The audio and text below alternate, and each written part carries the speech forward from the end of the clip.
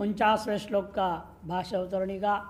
या च कर्मजा सिद्धिरुक्ता ज्ञान निष्ठा योग्यता लक्षणा तस्या फलभूता निष्कर्म सिद्धि ज्ञान निष्ठा लक्षण वक्तव्या इति श्लोकारभ्यते। असक्त बुद्धिरिति। जो कर्मजन्य सिद्धि है वह क्या है? वो ज्ञान निष्ठा की योग्यता प्राप्ति रूपा है। उसका भी फल क्या है? योग्यता प्राप्त करके क्या होगा? यहाँ तो योग्यता प्राप्त करते हैं तो नौकरी मिल जाती है कम से कम। आप यहाँ ज्ञान निष्ठा योग्यता प्राप्त कर लेंगे, दुनिया भर कर्म कांड करके नित्य नैमित्तिक कर्म करके निष्काम भाव से पूर्ण वैराग्य के साथ, तो ज्ञान निष्ठा योग्यता प्राप्ति होगी। आपने कहा उसका फल क्या है? उसका भी फल होता है निष्कर्म सिद्धि। कर्म करते करते अकर्म में पहुंचना, यही मुख्य फल है। निष्कर्म सिद्धि ज्ञान निष्ठा रूपा है। वो भी निष्कर्म सिद्धि एक नहीं कि आप आलसी होकर पड़ जाएं, इसका नाम निष्कर्म भाव में पहुंच गए। ये आजकल लोग समझते कर्म ना करना, आलसी बन के पड़े रहना। तब भाष्यकार बड़े सतर्क है, निष्कर्म सिद्धि करता आलस्यम नहीं है किंतु ज्ञान निष्ठा रूपा है। यह कहने के लिए ही अगला श्लोक आरंभ कर रहे हैं। असक्त बुद्धि रीति संक्रांति अवतरण का में कहते ज्ञान कर्मणो साध्य साधन भाव सर्वशास्त्र प्रसिद्धम बोधयितुम। ज्ञान और कर्म इनमें साध्य साधन भाव रूपा संबंध है, यह सर्वशास्त्रों में प्रसिद्ध है। इस बात को बोध कराने के लिए और एवं आरुक्ष और मोक्षैक काम से कर्तव्य से कर्मणो दोषवत्वे चित्तशुद्धेर अन्य असाध्यत्वेन अवश्य करणीयत्वेन श्रुति स्मृतिभ्यां विहितत्वेन निर्दुष्टत्वं श्रेयसाधतं तेन सात्विकेन कर्मणा भोजन्वी समाराधित परमेश्वर प्रसादात् चित्त शुद्धिंच प्रतिपाद्य। यह भी प्रतिपादन कर दिया गया। और रुक्षु जो मोक्षैक कामना वाला है उस कर्तव्य कर्म भले ही स्वधर्म दोषवान है, फिर भी चित्त शुद्धि के लिए कर्म के अलावा कोई दूसरा साधन भी तो नहीं है। चित्त शुद्धि अन्य असाध्यत्वेन, अन्य साधन साध्य नहीं है, कर्म से ही भले दोषवत कर्म है उसके द्वारा साध्य होता है। अवश्य करणीयता, इसलिए अवश्य ही जिज्ञासु भी आरुक्षो मुमुक्षु के द्वारा अवश्य करणीय है। इस बात को श्रुति स्मृतिभ्याम विहितत्वेन, श्रुति और स्मृति विहित होने के नाते उसमें दोष होते हुए भी उसको क्या समझना है?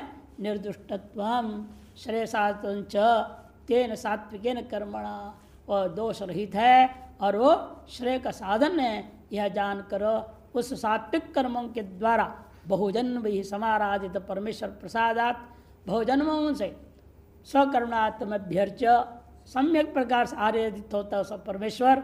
तब वह परमेश्वर के प्रसाद से चित्त शुद्धि प्रतिपाद्य, चित्त शुद्धि अवश्य होती है। यह बात प्रतिपादन करके अब सात्विक बुद्धिया सात्विकेन च कर्मणा समाराधिता, सात्विकी बुद्धि से सात्विक कर्म के द्वारा सम्यक कार्य परमेश्वर प्रसादात, प्रसाद से सम्यक सत्व शुद्धि प्राप्तवतः, सम्यक सत्व शुद्धि अंतर शुद्धि को जिसने प्राप्त कर लिया है वह व्यक्ति के ऊपर ही सद्गुरु की कृपा भी हो जाती है। सद्गुरो हो सकृत उपदेश मात्रेण संप्राप्त आत्मज्ञान से, एक बार उपदेश मात्र से ही गुरुमुख से सुनते ही बराबर सम्यक प्राप्त हो जाता है उसको आत्मज्ञान। आरूढ़स्य संन्यास योगेन ब्रह्म प्राप्ति निर्दिशति। अब उस आत्मज्ञान में जो आरूढ़ हो गया है उसको संन्यास योग के द्वारा ब्रह्म की प्राप्ति होती है। यह बात को निर्देश करने के लिए अगला श्लोक आरंभ होता है। असक्त बुद्धि सर्वत्र चितात्मा विगत स्पृहः निष्कर्म सिद्धिं परमां संन्यासेनाधिगच्छति। असक्त बुद्धि सर्वत्र जितात्मा विगत स्पृहः निष्कर्म सिद्धिं परमां संन्यासेनाधिगच्छति। सर्वत्र असक्त बुद्धि सन जितात्मा विगत स्पृहश्च सन, जो व्यक्ति सर्वत्र सकल विषयों में आसक्ति रहित बुद्धि वाला हो जाता है जब, और सक्त बुद्धि नहीं, न सक्त बुद्धि असक्त बुद्धि, और जितात्मा सर्वेंद्रियों पर विजय पा लिया है, अतएव किसी भी इंद्रिय विषय में स्पृहा ही नहीं है, विगत स्पृहा,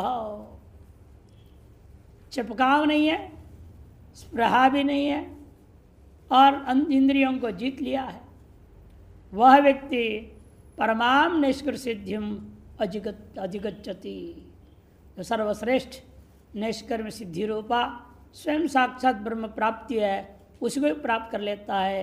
लेकिन उसमें बीच में एक साधन बता दिया, संन्यासेन, संन्यासेनैव एतार्श विगत प्रिय वाला हो करके वह सम्यक न्यास करता है, त्याग करता है, सर्व त्याग कर देता है, तभी वह निष्कृत सिद्धि जो परमम है उसको वह प्राप्त कर लेता है। अधिगच्छति मैंने प्राप्त होती, या प्राप्त की प्राप्ति जैसे उसको अनुभूति होने लग जाती, प्राप्त की प्राप्ति अप्राप्त के जैसे प्राप्ति और आपके अप्राप्त की ही प्राप्ति होना, दोनों में तीनों में अलग है, फर्क है, थोड़ा थोड़ा फर्क है। अप्राप्त की प्राप्ति हो जाए आपको अहंकार बढ़ जाता है, ओ देखो मैंने मेहनत करके ये पा लिया है, वो अहंकार को बढ़ाने वाला होता है। इसे यूँ समझ के चला भाई अप्राप्त के समान तो प्राप्त हो गया, वो थोड़ा अहंकार कम हो जाता है। मैंने पहले से प्राप्त था, अप्राप्त जैसा हो गया था अप्राप्त हो गया तो अहंकार न के बराबर हो जाता है, क्योंकि पहले से प्राप्त था ना, अप्राप्त जैसे हुआ था, मैंने खानदानी धन है, मेहनत का धन नहीं है, मेहनत से धन कमाता ना वो ज़्यादा अहंकार हो जाता है, और खानदानी धन है तो थोड़ा डाउन रहता है, जैसे मेरे बाप का मेरा थोड़ा है, मैंने क्या किया है, थोड़ा कम रहता है। और ये प्राप्ति ही है, उसी को मैंने केवल जुगाली कर रहा हूँ और कुछ नहीं है, तब तो अहंकार बिल्कुल नहीं उठेगा।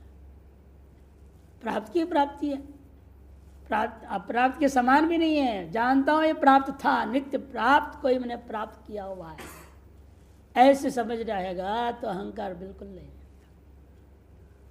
यही दिखाना चाहते हैं यहाँ पर, आप नित्य आत्मस्वरूप ही हैं, नित्य प्राप्त है, नित्य शुद्ध बुद्ध मुक्त स्वभाव शब्द रटे हुए रहते हैं कथाकार लोग, प्रवचनकार लोग, नित्य शुद्ध है, नित्य बुद्ध है, एक महात्मा का तार नित्य शुद्ध है, ये नित्य बुद्धू है ऐसे बोलते थे, नित्य बुद्ध नहीं है, बुद्धू है, नित्य बुद्ध है, नित्य मुक्त स्वभाव वाला है।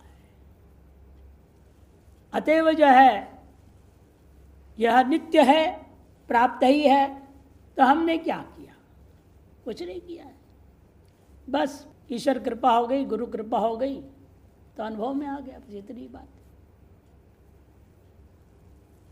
इसलिए वह अहंकार का सवाल नहीं रह जाता है।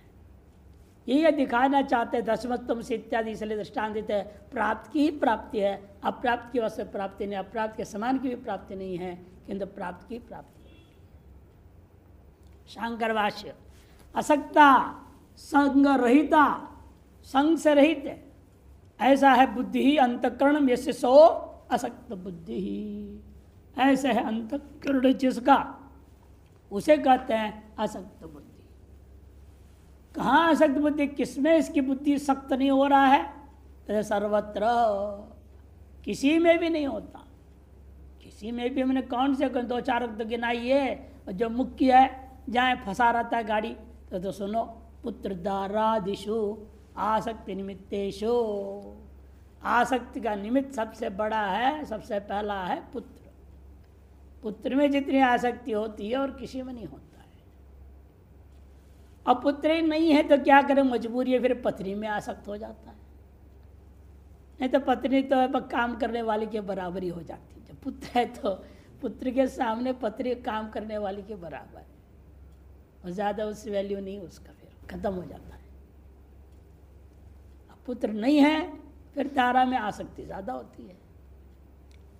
आदि कह दे उस बात सब गौणी है, बाकी जितने भी पदार्थ है बेटी है, दामाद है, देवर है, जेठ है, अमुक है, डामुक है, जितने भी, बाकी सब गौण मामले हैं।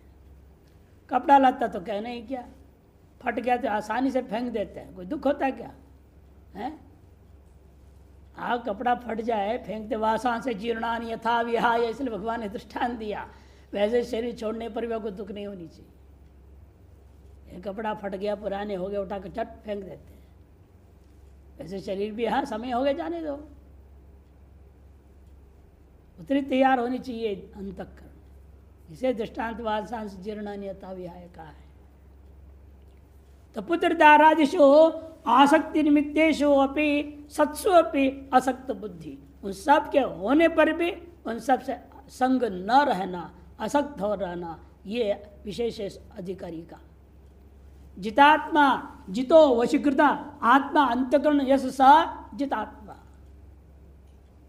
जिसलिए किसी भी वस्तु में आसक्ति नहीं है, इसका मतलब अपने अंतकरण को जीत लिया है, तभी किसी में आसक्त नहीं हो रहा है। अंतकरण को जीते बिना आप सर्वासक्ति रहित हो जाए, यह संभव है। कहीं ना कहीं उसकी आसक्ति लगी रहती। कई बार बताया कि महात्मा तो सब कुछ छोड़ दिए, गृहस्थ, पत्नी, बच्चे, संपत्ति सब छोड़ छाड़ के आया, लेकिन एक डंडे में उसकी आसक्ति बनी रहती थी। तो डंडा छोड़ के कहीं नहीं जाता, कहीं भी जाए साथ में ले जाए। कमाल आदमी, भाई बाथरूम जा रहा है वहाँ भी साथ में, भाई शौचालय जा रहा है वहाँ भी साथ में। ये कौन सी ऐसी चीज़ है? छिपा के रखा, 2 दिन तक वो खाया भी या नहीं, उसके बिना ये हालत तो उसका नाम गंगानंद तीर्थ हो गया, तो स्वामी गंगानंद तीर्थ। तो ऐसे भी देखा, इसीलिए सर्वत्र आसक्ति रहित होना है, वो अंतःकरण पर विजय पाने बिना नहीं हो सकता। इसे कहते जितात्मा जितो वशीकृतम, जो है आत्मा अंतःकरण में से सो जितात्मा। विगत स्पृहा, विगता स्पृहा तृष्णा देह जीवित भोगेशु स्यात् यस्मात् सा विगत स्पृहा। स्पृहा रहित हो गया। किसमें स्पृहा रहित है? देह का जीवित रहने में भी। देह जीवित भोगेशु, देह का जीवित रहना और तत्संबंधी भोग्य पदार्थों के भोग में किसी भी प्रकार की भी तृष्णा नहीं रह जाना। लेश मात्र भी तृष्णा न रहे, स्पृहा न रहे, उसका नाम विगत स्पृहा। यानी पूर्णतया अंतःकरण अपने काबू में है उसका, पूर्णतया जित है। इसलिए बीच होते जितात्मा, दोनों तरफ इसको ले लेंगे। यह जितात्मा सैव असक्त बुद्धि सैव विगत स्पृह भवति। यह एवं भूत आत्मज्ञ, इस प्रकार का वो कौन होगा? आत्मज्ञान ही हो सकता है। बिना आत्मज्ञान का पूर्णतया अंतःकरण पर विजय पाना भी संभव नहीं है। परोक्ष ब्रह्म ज्ञान के लिए इसलिए बहुत मेहनत करना पड़ता है। परोक्ष ब्रह्म ज्ञान ठीक ठीक पच जाए, फिर अपरोक्षानुभूति दूर भी नहीं रहती है और ये सारे गुण अपने आप अपने अंदर आ जाता है। इसलिए हम लोग बार बार शास्त्र करने का स्वाध्याय प्रवचनाभ्याम मां प्रमदितभ्यम तद्धि तपः कह दिया तैत्तिरीयोपनिषद। सबसे मुख्य चीज है निरंतर स्वाध्याय में लगे रहना। समझ में आवे ना आवे लगे रहो। योग निद्रा में संस्कार आपको देते हैं हमारे गुरु जी, समझ में आवे तो ठीक, ना समझ में आवे ठीक, मेरे को सुनते रहना बस। सोना नहीं, 1 बार 2 बार 3 बार सो ना सो तुम्हारी मर्जी, लेकिन मेरे सुनते रहना। गजब बात कहते हैं नहीं? हम भी यहाँ भी यही कहना पड़ता है पाठ में, सो ना सो तेरी मर्जी, लेकिन वेदांत सुनते रहना, पाठ में जरूर आना। एवं भूता आत्मज्ञ, इस प्रकार के जो आत्मज्ञानी है, सा नैष्कर्म सिद्धिम निर्गतानि कर्माणि यस्मात्। नैष्कर्म सिद्धि का व्याख्या कर रहे हैं, निर्गत हो गया है, निकल गया है, मिट गया है सकल कर्म जिससे, ऐसे जो निष्क्रिय ब्रह्म आत्म संबोधात। यह कैसा हुआ? निष्क्रिय आत्म और ब्रह्म का ऐक्यत्व बोध से हो गया। सा उस जीवात्मा को अब तक जो जीवात्मा था उसे कहा जाता है निष्कर्मा। तस्य भावो नैष्कर्म्यम, मैंने अपना आत्मस्वरूप का नाम नैष्कर्मी है। नैष्कर्म्यंच तत्सिद्धिश्च सा इति नैष्कर्म्य सिद्धि ही, कर्मधारय समास कर दिया। नैष्कर्मस्य या सिद्धि, अथवा छठी तरफ समास ले लो। नैष्कर्मस्य या सिद्धि, निष्क्रिय आत्मस्वरूप अवस्थान लक्षण से सिद्धि। सिद्धि का अर्थ क्या है? सितार्थ निष्क्रिय आत्मस्वरूप में अवस्थित हो जाना। ऐसा ब्राह्मी स्थिति पार्थ, द्वितीय अध्याय के अंत में जो कहा वो यहां पर समापन हो गया। निष्पत्ति ही तार स्थिति की प्राप्ति हो जाना, निष्पन्न हो जाना। ताम नैष्कर्म सिद्धिम परमाम, तार जो सिद्धि का नाम नैष्कर्म सिद्धि है वही परमाम प्रकृष्टाम, वही अत्यंत प्रकृष्ट है।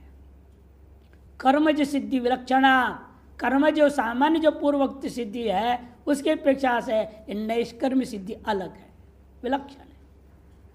वह तो केवल आपको ज्ञान निष्ठा योग्यता प्राप्त कराने वाली सिद्धि थी, और अब यह ज्ञान स्वरूपा सिद्धि है। ये सद्यो मुक्त अवस्थान रूपाम संन्यासेन सम्यक दर्शनेन, यह क्या चीज है? सद्यो मुक्त अवस्था रूपा है, और यह इतना आसानी से प्राप्त नहीं हो जाता। यह तो केवल मुख्य साधन बता रहे अभी, संन्यासेन। संन्यास का मतलब ये नहीं कि आप जाओ वहाँ पर नाम लिखा दो, दीक्षा ले लो और एक नया नाम मिल जाएगा उसको आधार कार्ड में बदलवा लो, वो हो गया संन्यास। ये नहीं है। किंतु कर समझा रहे हैं तत्पूर्व के डवा सर्वकर्म संन्यासेन सम्यक दर्शनेन, तत्पूर्व के डवा सर्वकर्म संन्यासेन, सम्यक दर्शन के द्वारा जीवन में कित्व का अनुभूति के द्वारा और तत्पूर्व को सर्वकर्म त्याग के द्वारा अधिगच्छति प्राप्नोति इत्यर्थः। तथा च उक्तम सर्वकर्माणि मनसा संन्यस्य नैव कुर्वन्न कारयन् आस्ति इति, इसी को पूर्व में कहा गया था। सकल कर्मों को मन से अंतःकरण से परित्याग करके अब न कुर्वन न कारयन् आस्ते, न करते हुए न कराते हुए रहता है। अब विशुद्ध प्रारकर्मानुसारेण अब अपना अहंकार रूपी ड्राइवर सो गया, खत्म ही हो गया, बल्कि बेचारा अब परमात्मा इसका ड्राइवर हो जाता है। ईश्वर ही इसका संचालन करता है। वह जीव ईश्वर हो गया, अभिन्न हो चुका है। अब वह जीवत भाव ही नहीं रह गया, वह इसका संचालक नहीं रह जाता है। उस स्थिति को यहाँ पर कह दिया नैष्कर्म्य सिद्धिम परमाम प्राप्नोति इत्यर्थः। संक्रांति टीका असक्तेति, असक्त बुद्धि सर्वत्र विषयांतरे कर्मांतरे देशांतरे लोकांतरे देवतांतरे च भोक्तुम कर्तुम स्थातुम प्राप्तुम उपासितुम च असक्ता अननुरक्ता तत्तद विषय संबंध रहिता बुद्धिर्यस्य इति। जबरदस्त व्याख्या कर दिया असक्त बुद्धि का। सर्वत्र आपकी बुद्धि किसी भी चीज में चिपकना नहीं, सब करते हुए भी न करता हुआ जैसे ही रहना, अकर्तृत्व के साथ सब करते रहना। सर्वत्र की व्याख्या इसलिए करते विषयांतरे कर्मांतरे देशांतरे लोकांतरे देवतांतरे च भोक्तुम कर्तुम स्थातुम प्राप्तुम उपासितुम च असक्ता अननुरक्ता इत्यर्थ, न सकता इत्य असक्ता। विषयांतर में असक्त नहीं है, कर्मांतर में असक्त नहीं है, देशांतर में अपने शरीर से भी दूसरे शरीर आदि में भी कोई आसक्ति नहीं है, लोकांतरों में आसक्ति नहीं है। ये देवता ने वो देवता, कभी शिव जी कभी राम जी कभी हनुमान जी, कोई लफड़ा नहीं है। इन सब से अलग हो गया। इन सब का भोगतुम कर्तुम स्थातुम, इन विषयों का भोगने में या तत्त संबंधी क्रियाकलापों को करने में या उनके ही स्वरूप में टिकने में या उन्हें प्राप्त करने में, उनकी उपासना करने में, किसी में भी वो आसक्त नहीं होता, अनुरक्त नहीं है। तत्तद विषय ही संबंध रहिता बुद्धि यस्य, तत्तद विषयों के संबंध से रहित है बुद्धि जिसका। ऐसे कैसी बुद्धि हो जाती है किसी का? क्योंकि सर्वदृश्य मिथ्यात्व निश्चित, सकल दृश्यों में मिथ्यात्व दृढ़ हो जाता है जब तब सिद्धि। ये है ही नहीं कि दिख रहा है, और जो दिख रहा है उसके साथ व्यवहार भी जो हो रहा है, व्यवहार भी वास्तव में नहीं हो रहा है। ये करते भी नहीं करते रहना, सब कुछ करते भी नहीं करते हुए रहना, ये बहुत बड़ा स्थिति है। इतना आसानी से प्राप्त होती नहीं है। अभ्यास आप करते करते अभ्यास ये संभव है। इसे कहते लगे रहो। हमारे गुरु जी के एक ही संबोधन हमेशा रहता था, लगे रहो, कुछ नहीं और लगे रहो। लोग आते पूछते और क्या साधना करनी, हर बार और क्या करनी है, अरे और क्या करनी है, अरे और क्या, अरे कुछ नहीं, जो कर रहा है वही करते रहो। और क्या प्रश्न ही नहीं आनी चाहिए। और करने का मतलब यह है कि आपको अपनी साधना में जो कर रहे हो उसी में भी संतोष नहीं है। आपको उसी में संशय हो गया, क्या इससे मुझे प्राप्त होगा कि नहीं होगा। इसलिए आपको लगता है इससे अलग कोई और साधना करनी पड़ेगी। मैं कहता नहीं, कुछ करने की जो आपको प्राप्त है उसी में लगे रहो। कुछ और जप करना है नहीं, जो मंत्र आपको मिला है बीज मंत्र उसको जपते रहो, कोई और करने की जरूरत नहीं। फिर भी जाते जाते फिर उठते उठते पूछते बताइए ना, कोई और होगा तो वो भी कर लूंगा। अरे भैया वो भी कर लूंगा या कर लूंगी बात छोड़ो ना, जो कर रहे हो उस पर लगे रहो। बड़ा आश्चर्य होता है। देख ये सीनरी बड़ा गजब सीनरी है, हमारे सामने लगभग हर हफ्ता में 1-2 बार आ ही जाता है। मैं मन ही मन हंसते रहता, देखो ना कैसे ये लोग संतुष्टि नहीं हो रहे हैं, अपनी साधन में इनको संशय हो रहा है, ये पर्याप्त नहीं लग रहा है उनको। यही कमी है जिसकी वजह से हम लक्ष्य की ओर आगे नहीं बढ़ पाते हैं। कभी भी अपने साधन में, अपने ईश्वर में किस किस में संशय नहीं करना चाहिए बोला है, गुरु में, ईश्वर में और पति में। हाँ 3 चीज़ें। कभी भी स्त्री को अपने पति में या पति को अपने पत्नी में संशय नहीं करनी चाहिए। संशय हो गया मैंने वहीं डाइवर्स का बीज बोल लिया आपने, खत्म कहानी, संबंध ही खत्म हो जाएगा। कभी संशय नहीं होनी चाहिए। गुरु के बारे में कभी संशय नहीं होनी चाहिए। ये मुझे जो बता रहे हैं, पढ़ा रहे हैं, सही बता रहे कि नहीं बता रहे क्या पता, कहीं और भी इंक्वायरी कर लो तो समझो वो कभी नहीं पार कर सकेगा। और ईश्वर मैं जिसकी मैं साधना कर रहा हूँ, उपासना कर रहा हूँ, पूजा पढ़ रहा हूँ, पता नहीं ये हमको फल देगा कि नहीं देगा, कब देगा पता नहीं, ये संशय आ गया तो समझो तेरी पूजा पाठ बेकार ही जाए। इन 3 में कभी संशय नहीं होनी चाहिए, इसलिए कहा। यहां भी यही बात समझा रहे हैं, सदृश मिथ्यात्व को निश्चय करो, कहीं संशय थोड़ा सा भी नहीं रहना चाहिए। सर्वत्र विषय मात्र सम्यक विरक्त इत्यर्थ, सर्वत्र विषय मात्र को मिथ्या मान करके विरक्त हो जाना चाहिए, तभी वह सर्वत्र असक्त बुद्धि वाला हो पाएगा। सर्व मिथ्यात्व निश्चय न विषय अननुशक्त बुद्धित्व अपि चलचित्त ज्ञानिष्ठा असंभव। सर्वत्र मिथ्यात्व के निश्चय होने पर भी, विषय में अननुशक्त बुद्धि वाला होने पर भी चल चित्त वाला है, इन फिर भी चित्त में चंचलता यदि रहती है तो ज्ञान में निष्ठा नहीं बन सकती। और यही बड़ी समस्या अर्जुन ने कहा है, चंचलम ये मन कृष्ण प्रमाथि बलवत दृढ़।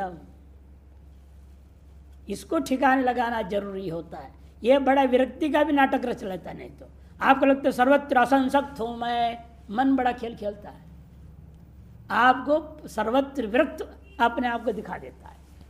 आप सोचते हैं मेरे बराबर कोई विरक्त नहीं, एक अहंकार खड़ा कर देता है। वो बहुत डेंजर है ये, नहीं डेंजर बोलते ना अंग्रेजी में, खतरनाक है, मन बहुत खतरनाक है।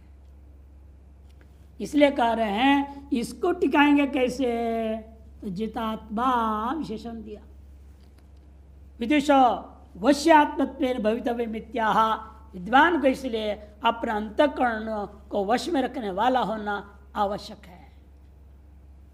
जित तीव्र वैराग्य, कैसे जितना है इसके लिए, तीव्र वैराग्य से।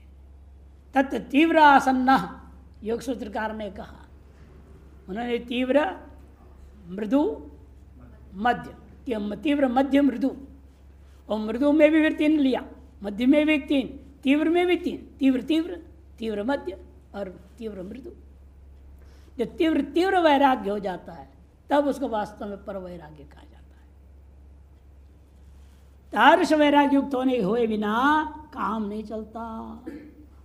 तीव्र वैराग्येण श्रद्धा पूर्वक चिरकालिक नित्य निरंतर सत्प्रत्य आवृत्ति अभ्यासेन, यह तभी संभव है जब आप श्रद्धा पूर्वक चिरकालिक नित्य निरंतर सत्प्रत्यय का आवृत्ति रूपी अभ्यास के द्वारा करें।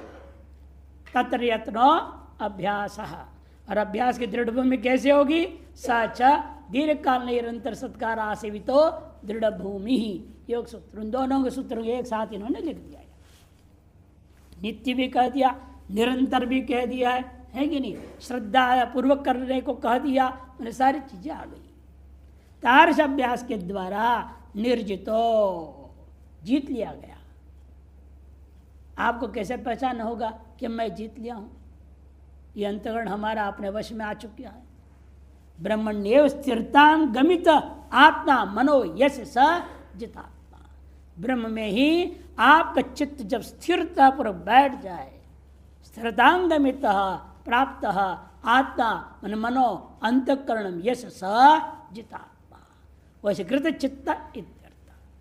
वही व्यक्ति समझे अपना चित्त अब अपने वश में आ चुका है। करत करत अभ्यास जो है अवर्चित ब्रह्माकार वृत्ति के अलावा दूसरी वृत्ति का अपनाता ही नहीं है। प्रारब्ध कर्माधीन किंचित आ भी जाए झटित ही उसे निपटा कर निवृत्त हो जाता है, वापस ब्रह्माकार वृत्ति में टिक जाता है। असक्त बुद्धित्व जिता तत्व अपनी, मान लो दोनों लक्षण आप में आ गया, असक्त बुद्धि भी हो गई, चंचलता पर आपने विजय पा लिया, जितात्मा हो गए हो, फिर भी शरीर सौख्य अपेक्षावतः परिग्रहवतश्च योगिनो ज्ञानिष्ठा न सिद्ध्यति। शरीर के सुख के अपेक्षा के चक्कर में और परिग्रह के चक्कर में वह व्यक्ति ज्ञान निष्ठा प्राप्त नहीं कर पाएगा। ज्ञान निष्ठा पाने के लिए शरीर का सौख्य में देखना नहीं है, और शरीर के लिए आवश्यक पदार्थ परिग्रह भी नहीं करना। जितना परिग्रह करोगे, चूहा ने जी काट लिया, फिर दिक्कत हो जाएगी, दिमाग खराब हो जाएगा, और चूहा के पीछे पड़ जाओगे, अब ब्रह्म पीछा छूट जाएगा। इसे उतनी परिग्रह रखो जितना आपको सामान्य जीवन के लिए आवश्यक है, और शरीर के सौख्य भी उतना ही देखना है। 2 टाइम रोटी मिल गया, और क्या करना है, और क्या ज्यादा सुख की अपेक्षा करना है। और 2 टाइम रोटी के लिए भी हमें प्रयास नहीं करना है। आप प्रयत्न करने लगो रोटी के लिए, समझोगे आप गए, फिर ब्रह्माकार वृत्ति खत्म हो जाएगी। आपको प्रयत्न नहीं करना। भगवान ने क्या कहा? अनन्यास चिंतयन्तो माम योगक्षेमं भाम्यहम्। अरे वो लाएगा रोटी, कहीं से उठा के लाएगा, वो जाने उसके काम जाने, और कहीं से भिक्षा मांग के लाए। भगवान भिक्षा मांग के ला के आपको देंगे, लेकिन देंगे, आप निश्चिंत रहो, आप अपने लगे रहो। आप केवल ब्रह्म चिंतन में लगे रहिए, आपकी रोटी पानी की व्यवस्था भी वो करते रहेगा। कभी कोई कमी नहीं होती, अपने आप पूरा होते जाता है। इसीलिए दोनों से आपको अलग रहना पड़ेगा। शरीर शौक की अपेक्षा और परिग्रह, इन दोनों से रहित जो योगी है, यदि इससे युक्त रहेगा योगी, तो ज्ञान निष्ठा नहीं हो पाएगी, न सिद्ध्यति। अतः तद राहित्येन विमित्या, उन दोनों से रहित होने के लिए विशेषण दिया विगत स्पृह इति। देहात् परिग्रहाच्च विशिष्य गता विगता, देह परिग्रह क्षेम विषया स्पृहापेक्षा यस्य स विगत स्पृह इत्यर्थः। देहात् और परिग्रहाच्च, देह से और परिग्रह से विशेष करके निकल गया है विगता चित्त यस्य, देह परिग्रह क्षेम विषया स्पृहापेक्षा, देह और परिग्रह संबंधी क्षेम विषय विचार खत्म कर। योग और क्षेम, योग किसे कहते हैं? अप्राप्त प्राप्तिर्योग, प्राप्त से रक्षण क्षेम। मुख्य प्राप्त की रक्षा करने लगना भी खराब है, इसलिए क्षेम को ले रहे, योग का नहीं ले रहे हैं। अप्राप्ति की प्राप्ति के लिए भले आप प्रयास नहीं करो, इतना भगवान पर आपका विश्वास है, हमें सब कुछ देते रहेगा, हमें कोई दिक्कत है, हमें चिंता ही नहीं करना है। जितना मेरे भाग्य में उतना ला देगा, वो कहीं से भी आएगा, इसलिए हमें उसकी चिंता नहीं करना है। और आंकड़े भी लगाना मेरे भाग्य में कितना है कितना नहीं है, ये भी गणित ले पूछते मेरे भाग्य में है या नहीं बताइए। ज्योतिष में पूछने आते हैं, बोलते हमारे भाग्य में है या नहीं, मैं करोड़पति बनूंगा कि नहीं बनूंगा, मेरी शादी होगी कि नहीं होगी। अरे होनी है तो 2 के 3 भी हो जाएगी तो चिंता मत कर, तो चुपचाप पड़े रहे, अपना काम कर, होना है तो होते रहेगा, लाइन लग जाएंगे तेरे पीछे, परेशान क्यों हो रहा है। नहीं होना है तो भागते रहो, छोकरियों के पीछे होने है ही नहीं तो नहीं होगा। इसीलिए अपने काम में लगे रहो, ये सब छोड़ो, ये समझते नहीं लोग, इन चीज़ों के पीछे ही भागने लगते हैं। इसलिए कहते हैं कि आपको विगत स्पृह होना पड़ेगा। इसका स्पृह अपेक्षा यस्य विगता, क्षेम विषय स्पृह अपेक्षा भी नहीं रह विगता यस्य स विगत स्पृह।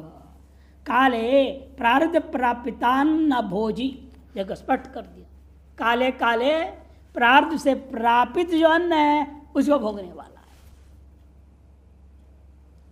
कौपीन कंथा दंड कुंड कुंडिका मात्रधारी च भवेत इत्यर्थ। कौपीन कंथा दंड और कमंडल, कुंडिका में कमंडल, इतने मात्र को धारण करने वाला होता है। एवं मुक्त साधन संपन्न सम्यक विदितात्मा तत्व तीव्र मुमुक्षुर आरूढ़ संन्यासेन सती ब्रह्मणि स्वात्मना विदित्य नितराम आसः इति संन्यासः। संन्यास की व्याख्या, एवं मुक्ति साधन संपन्न वाला जब हो जाता है, सम्यक विदितात्म तत्व, सम्यक प्रकार से विदितात्म तत्व वाला जो व्यक्ति है वह तीव्र मुमुक्षु यदि होगा वह आरूढ़ हो जाता है, तत्वारूढ़ हो गया। कैसे? संन्यासेन। संन्यासेन का मतलब सती ब्रह्मणि स्वात्मना विदिते नितराम आस इति संन्यास। सत जो ब्रह्म है उसको आत्मा स्व आत्मा से भेद करता हुआ अनुभव करके नितराम उसी में स्थित रहने का नाम संन्यास। सत नि आस, यह विलक्षण इन्होंने किया है, सम नहीं लिया उपसर्ग, या सम उपसर्ग नहीं लिया उन्होंने, इसे व्याख्या कर रहे हैं सती माने सत, सत मने ब्रह्म, सती मने ब्रह्मणी, नी आस ब्रह्मणि न्यास, नी मने नितराम ब्रह्मणि नितराम आस, सती नी आस, समास कर सप्तमी के लुक हो गया, सत बचेगा, सत नी आस, सत के तकार को एरो अनुनासिके अनुनासिक वा नकार हो गया, संन्यास बन। अधिकतर लोग क्या लेते हैं? सम उपसर्ग लेते हैं, सम नी आस, सम्यक प्रकारेण नितराम आस इति संन्यास, ऐसा लिया जाता है। इनने थोड़ा विलक्षण लिया है, बहुत सही भी है, गलत नहीं है, अवस्था के अनुरूप ही अर्थ लेना उचित है। जिस अवस्था का वर्णन कर रहे हैं वो तो ब्रह्मनिष्ठा के वर्णन कर रहे हैं, अतएव ब्रह्म स्थिति का वर्णन आना चाहिए, अतः इस तरह की व्याख्या किया गया, सही है। स्वात्मना विदित है, वो भी कैसे वो ब्रह्म में स्थित हो रहा है? स्व आत्मा से अभिन्नत्वेन निश्चित सती नितराम आस इति संन्यास, माने समाधि निरंतर ब्रह्मनिष्ठा, समाधि अभ्यास द्वारा निरंतर ब्रह्मनिष्ठा का नाम संन्यास। तेन संन्यासेन निरंतर ज्ञान निष्ठया इत्यर्थ। तार संन्यास के द्वारा का मतलब निरंतर ज्ञान निष्ठा के द्वारा अधिगच्छति प्राप्नोति अन्वय हो जाएगा। यद्वा दूसरी व्याख्या कर रहे हैं, सत्यम ज्ञानंतम ब्रह्मिति उपलक्षणम ब्रह्मैवाहम इति स्व स्व ब्रह्माकारेण नितराम इतर भाव आपत्ति राहित्येन अवस्थानम येन सिद्ध्यति स संन्यास। या तो सम्यक ले लिया, सम्यक ज्ञानम अहम एव अधस्तात् अहम पृष्ठात् अहमेव इदं सर्वम इत्यं लक्षणम तेन संन्यासेन स्व याथात्म्य विज्ञानेन। ये संन्यास का दूसरा अर्थ ले लिया, यहाँ सम्यक ले लिया, सम उपसर्ग ले लिया। यहाँ पर क्या सम्यक है? यही सम्यक ज्ञान में कि आप सत्यानंद ब्रह्म इत्यादि के उपलक्षणों से लक्षित ब्रह्मेवहम इस प्रकार का स्व ब्रह्माकारेण नितराम इतर भाव आपत्ति राहित्य ले क्षण मात्र के लिए भी इतर भाव की प्राप्ति न होता हुआ, जीवादि भाव की प्राप्ति न होता हुआ ब्रह्माकार मात्र से युक्त हो जाना, अवस्थानम ये न सिद्धति, वह जिससे तरह सिद्ध हो उसका नाम संन्यास है। सम्यक ज्ञानम अहमेव दस्तात् अहम पृष्ठात् अहमेदं सर्वम् इत्यम रूपम ज्ञानम तेन संन्यासेन ज्ञानेन इत्यर्थः। कौन सा ज्ञान स्पष्ट कर दिया, वो भी आगे स्वयाथात्म ज्ञानेन संन्यासेन निष्कर्म सिद्धिम प्राप्त अधिगच्छति के साथ अन्वय होगा। निष्कर्म सिद्धि का व्याख्या कर रहे हैं, न यत्र कर्म तत् निष्कर्म, जहां कोई कर्म नहीं है उसका नाम निष्कर्म।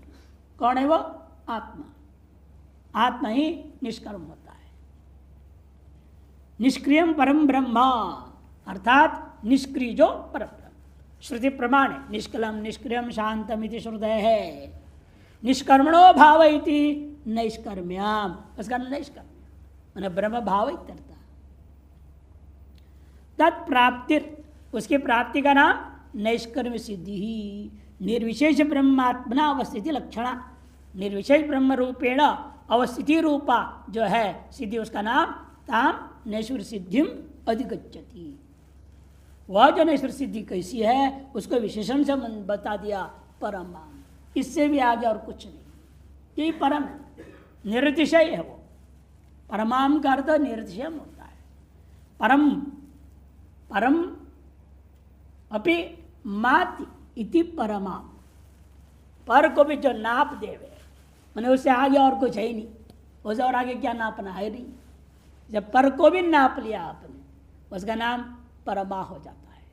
ताम परमाम इति निर्दिशेत्व सतिक्षय शून्यतम परमत्तम, ऐसे व्याख्या क्या नहीं आई कौन? परम क्या चीज है? निर्दिशय होते हुए क्षय शून्य, निर्दिशेत्व सती क्षय शून्यत्म परमत्तम उनका लक्षण है। जिसका और सातिशयता नहीं रह गया, तारतम्यता नहीं है, उसका नाम निर्तिशय। तारतम्य रहित होते हुए भी यदि क्षय हो जाए तो बेकार है वो भी, इसलिए कह दिया तारतम्य रहित होते हुए जो क्षय से रहित हो उसी का नाम परमत्त होता है, परमाम। ब्रह्म भावापत्तेर उत्तम सिद्धि सिद्ध्यंतर अभाव, सिद्ध्यंतर भावा यह हल होने चाहिए। परमाम माने ब्रह्म भाव आपत्ति का नाम परमा, उससे भी उत्तम सिद्ध्यंतर का न होने से उसको परमाम कह दिया, मैंने अनुत्तमाम इत्यर्थः। सर्वा अपि अणिमादि सिद्ध सालोक्य सिद्धयो वा भेद प्रत्यहेतुत्वेन मोहकतया पुरुषं संसारयन्ति। कि अन्य जितने भी अणिमादि सिद्धियाँ हो, सालोक्य सारूप्य सातिश्य इत्यादि अनेकों प्रकार की सिद्धियाँ, विभिन्न प्रकार की मुक्तियाँ वर्णन की गई हैं, वे सब भेद प्रत्यय कारण होने के नाते मोह का कारण है वो, अतः इस पुरुष को संसार में घुमाते रहेंगे। लेकिन नैष्कर्म्य सिद्धिस्तु स्वसिद्धि कारणेन सम्यक दर्शनेन द्वैत तत्व प्रत्यय हेतुभूत अज्ञान भ्रांत विध्वंसनं कारयित्वा संसाराद् विनिवर्त्य ब्रह्मविदं स्वराज्य साम्राज्य सुखे संस्थापयते। अतः परमत्वं युक्तं नैष्कर्म्य सिद्ध है, तामेताम नैष्कर्म्यं ब्रह्म विद्यते ही अधिगच्छति के साथ अन्वय होगा, संन्यासेन अधिगच्छति। और स्पष्ट करते हुए लिख रहे हैं वो नैश्वर्य सिद्धि जो है अपनी सिद्धि के कारण कौन है? उसका सम्यक दर्शन है। और सम्यक दर्शन क्या किया उसने? द्वैत उसके प्रत्येक का कारणभूत अज्ञान रूपी अंधकार को विध्वंस कर दिया, करा करके संसाराद विनिवर्त्य, संसार से अलग करके उस ब्रह्मवेत्ता को अपने स्वराज्य रूपी साम्राज्य की सुख में स्थापित कर दिया। अतः वह परमत्तम से जो कहा गया वो उचित है। तार्श निष्सिद्ध है, तामेताम से उस सिद्धि को ब्रह्मविद्यति संन्यास के द्वारा निरंतर ब्रह्मनिष्ठा संभावित सम्यक दर्शनेन एव अधिगच्छति न त्वन्येन इति सिद्धम।